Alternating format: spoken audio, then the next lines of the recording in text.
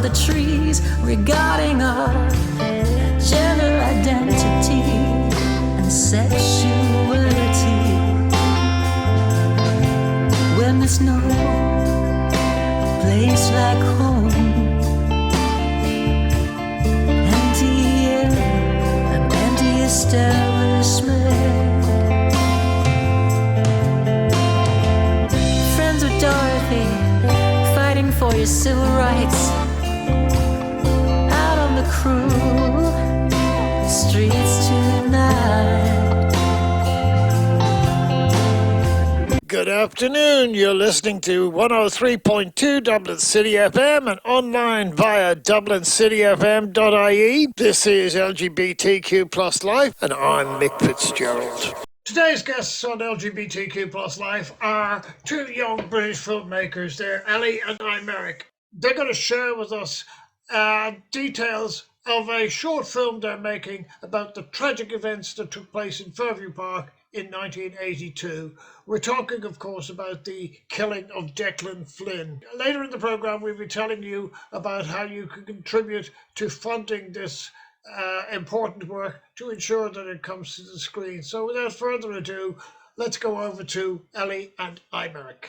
Well, this week we have a very much an international programme for you because joining me are two European filmmakers. We have Ellie Hodges from the UK and Imeric Nicolette. I gather you're coming to us from Switzerland. Is that correct, Imeric, or are you a bit nearer?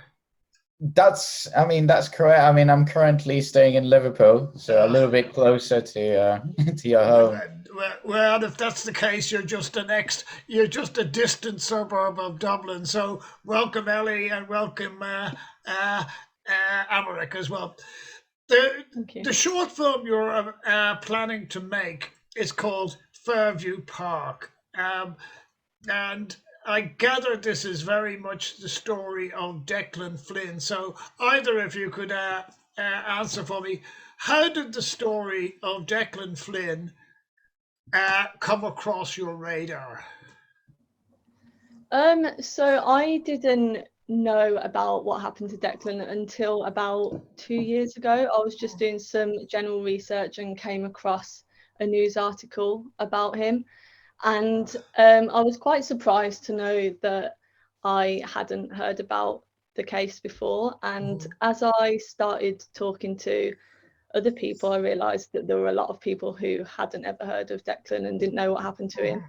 And as we've done more research, it seems as if, aside from particularly the queer community in Dublin, a lot of people don't know anything about it, which is why we really wanted to tell the story. We think it's really important that more people know about who Declan was and what happened.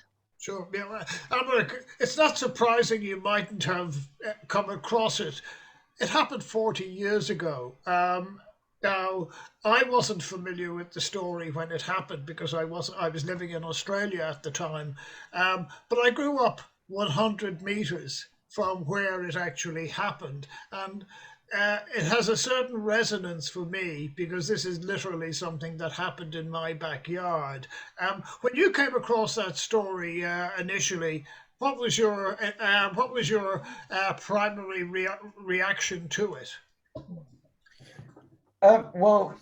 Initially, it was Ellie that sort of came to me with the story while we were sort of developing a project together, and so that's sort of how I discovered it through her script and sort of research. And so the first time I sort of when I read the story and sort of the background, it just sounded such a universal story at the same time as being, very Irish. It's a story that sort of happens everywhere and sort of across the years, really. So I think, it's stories that did happen, back in Switzerland where I grew up, resonated with me in that way. As well as, I'm also half Japanese, and there's a lot of similar stories and sort of very oppressive regimes over there and sort of politics now back in Japan, even though it doesn't seem like it at first. But at the time and still today, we kept seeing similar stories on the news across the world, between India and just even in the UK, really. So that's sort of, it really felt like a story that just needed to be told because I'd never heard of it before as well. Yeah. Ellie, how important is context in this? Because when I'm going to call it the Declan Flynn killing, and the reason why I'm doing that is because the courts decided it wasn't murder. Now, you and I would probably have a different perspective to the judiciary on this, but how important is context? Because when it did happen, homosexual acts in Ireland were a criminal offence. The police used to go around these parks and they would arrest people. So how important do you think that is to get across that particular aspect of it? Yeah, I think it's one of the most important things because the judge on the case, I have a quote from him actually here. He said, this could never be regarded as murder. There is no element of correction required. All of you come from good homes and experience care and affection. And I mean, like hearing that now, it's almost like it's ridiculous, obviously. And that was really the outcome of the trial, was really what sparked Dublin's first ever LGBT+ rights movement. So that is a really important part of this story. Yeah. Albert, I'm going to come to you on this one. As I said at the beginning, I grew up in this part of the world. I know where these people came from. I was terrified to go through these areas and some of these housing estates or some of these housing complexes when I was living there.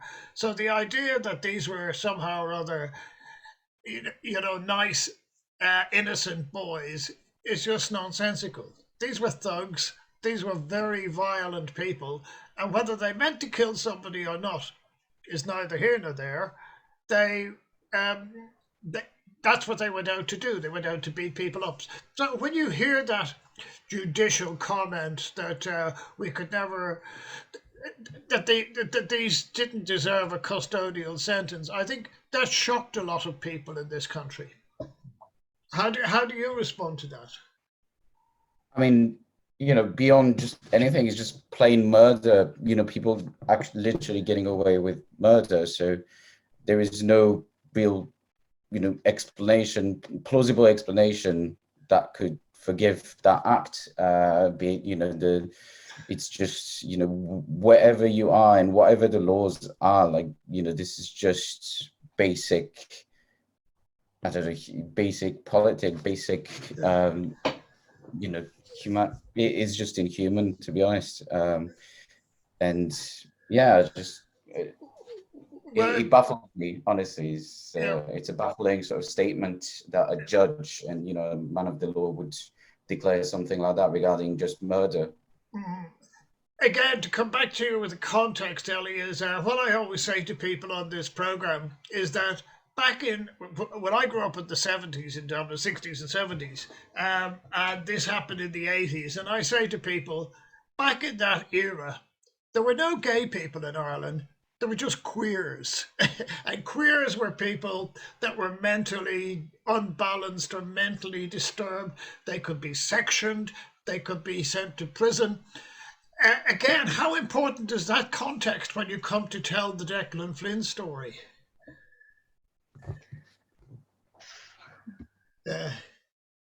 Tough question. yeah, that's what I'm saying is that in many ways that's developing what Amric was saying, is that the official view is that the kids who were thugs were the normal ones, and the kid who was beaten up because he was gay or homosexual or whatever you wanted, he was the abnormal, he was the unbalanced one, and that's the context I'm trying to get across. Mm-hmm.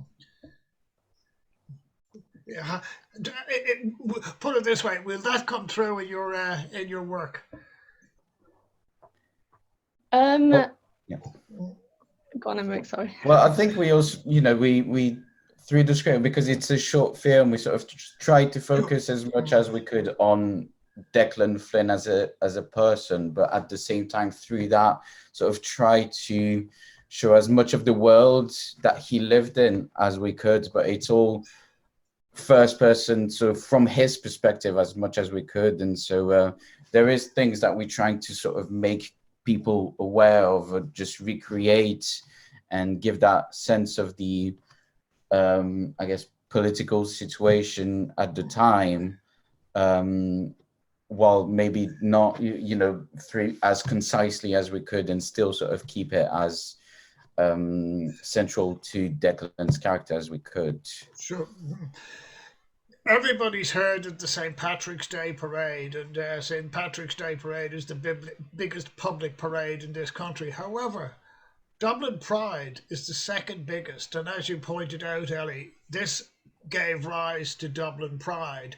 And as we say at Dublin Pride, it began with a protest, and that's, I think, and that is still people still try and build that into Dublin Pride. So in many respects, it would seem we're still trying to keep that injustice alive.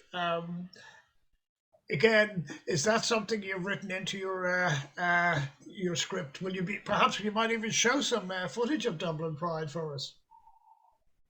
Yeah, so that's the plan. So we have decided to use some archival footage, anything that we can find really from the protest that happened after the outcome of the trial.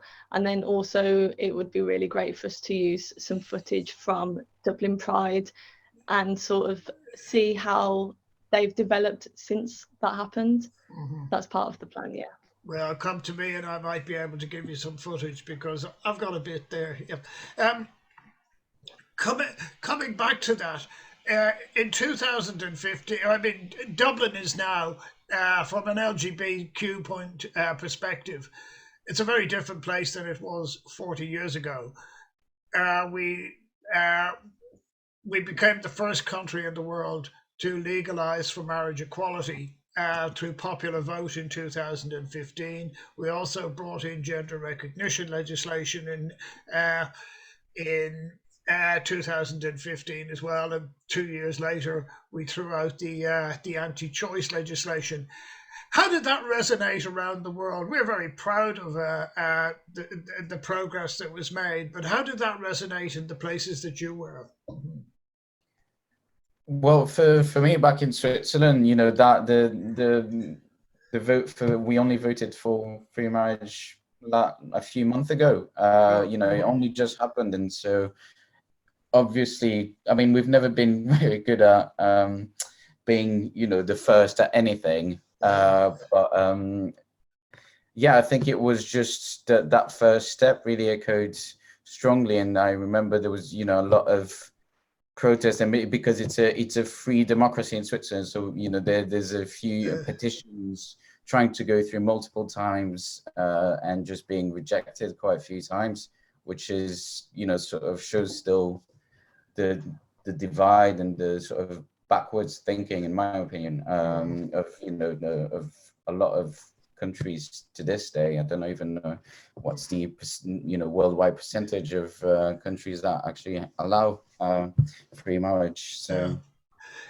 Ellie, you're in Birmingham, so you must be to a certain degree familiar with the Irish diaspora over there. And generally this country was a very conservative, it was a very clerical dominated culture.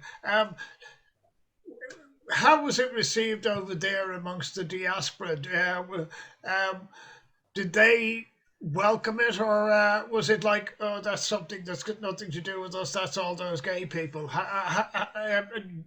What was your memory back in 2015? Honestly, I can't even remember the point where same-sex marriage, for example, was legalized. I think it was 2014, 2015 or something. 2015. Yeah, 2015. So yeah, that I would have been a teenager, and I think that it's strange thinking back to that time now, to a time before same-sex marriage was legalized, because for me as a queer person, I would have known that growing up, but yeah, it's strange to think about how something like that affects people maybe without them even knowing. Sure. And then yeah, it's a strange thing to look back on and know that I grew up without something like that being legalized. You're what we would call a legal native. Yeah. So tell me, let's leap forward to you've got the movie canned, it's all edited, it's all the publicity is all ready to go. Where are you hoping to show it? Yeah. There's a cheeky one. I mean, like for me, it would be great if as many people can see this film as possible. Of course, I think it's not just a film for the LGBTQ plus community, because you know a lot of us know about this kind of thing already. So I think it would be really great if people outside of the community could see it as well and learn about what happened to Declan, and hopefully that will make them realise that this kind of thing still happens. You know, that was Sure. 40 years ago, but you only have to look in the news to see that this is still happening. Yeah. So yeah, anywhere with a big audience. So are you planning to put it on social media, or are you going to try and initially get it through festivals or that sort of, shall we say, distribution stream? Yeah, it will be festivals first, hopefully, and then we'll see what happens after that. But yeah.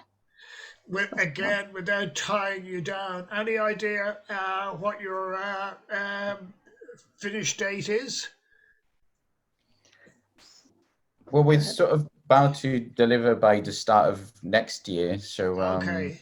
it should be completed by around February, March next year, I hope. Okay, well, no, the reason why I asked that question is because, well, we've got Pride coming up in July. Just about every city in Ireland now has a Pride, and quite a few of the rural centres have Pride as well. And I think that would be, as you say, you want to keep it out of the niche market, but that would be ideal for you, and perhaps.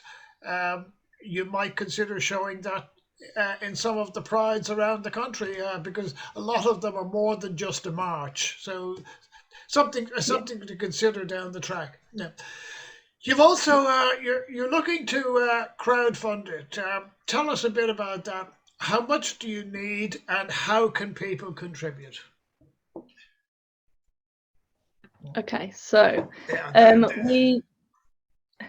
we currently need about £2,500. We're 50% funded with the crowdfunder, and you can find the crowdfunder and donate to us through Greenlit. So the web address is greenlit.com/project/Fairview-Park. Okay, when you send me the details, because I haven't got a pen with me at the moment, and I will write them down. I should remind you that we didn't vote for Brexit, so we use euros. So you're looking at about €3,000. Is that correct? Yes. Sounds about right. Okay. Now, I said to you I would have a little bit of a teaser towards the end, and here's one for you. Olivia Rodrigo. I'm not really into cheesy pop, but Olivia was pretty big in cheesy pop. This year, Olivia is playing Fairview Park. And not only that, Olivia Rodrigo has written a song called Are You Okay? I Hope You're Okay, which is about a gay school friend who was treated badly by his parents. Now, wouldn't it be lovely if Olivia Rodrigo was to mention the Declan Flynn case at her sellout concert now? So perhaps we'll be able to get this interview over to her people and see how it goes. But, so you never know. It's called piggybacking, isn't it? Yeah. So anyway, it's been great talking to you. We hope that everybody who can, hopefully you might be even oversubscribed, but if there's any way that you need some help in the future just to as we say, to pad out that budget. We've been delighted to come back to us. So Ellie and Emmerich, it's been a delight talking to you. It's called Fairview Park, a short film. It's about the Declan Flynn tragedy, and it's great to see that it's now going to be told to an international audience. So thank you for having us. Yeah, thank you for your time today. If listeners wish to contribute to ensuring that this important production comes to the screen, they can do so very easily by contributing to its funding page, greenlit.com project/Fairview Park. You can contribute for as little as €1, or you can also contribute as much as you like. It's got about 35 days left until the funding closes. Anybody who contributes more than €25 will be able to get an individual copy that they can watch as often as they like. They can download and watch as often as they like, and they will also get early access. You've got about 35 days left to be able to contribute. They need about nearly €3,000 or £3,000 left. So it's an important work. We commend it to everybody. So why not, just for the price of a pint, help Ellie and Imeric out. And it's also an important piece of Irish LGBTQ history. There's no question that one of the biggest selling acts of 2021 was Olivia Rodrigo. Her breakthrough song, Driving License, was multi-platinum. It at least had large numbers of downloads and sold many, many copies. This year, on the 30th of June, she'll be playing in Ireland. It will be part of a world tour that Olivia is undertaking. She'll be playing in that unusual venue of Fairview Park. Now, Fairview Park is not known for its music events. I can't recall one in my lifetime of any significance. Now, Olivia recorded a song recently, and it's called Hope You're Okay. She wrote it as a tribute to a school friend who was LGBTQ and whose parents were very religious and were very anti-LGBTQ.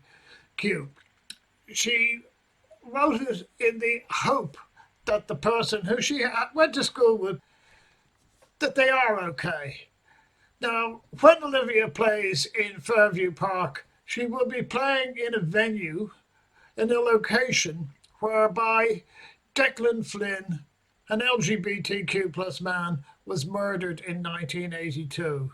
Declan is never going to be okay. He was brutally beaten, and the people who killed him thought, it's great fun to go out there and do a spot of queer bashing. To add insult to injury, as you've heard in the previous interview, the courts let them go. They did not receive a custodial sentence.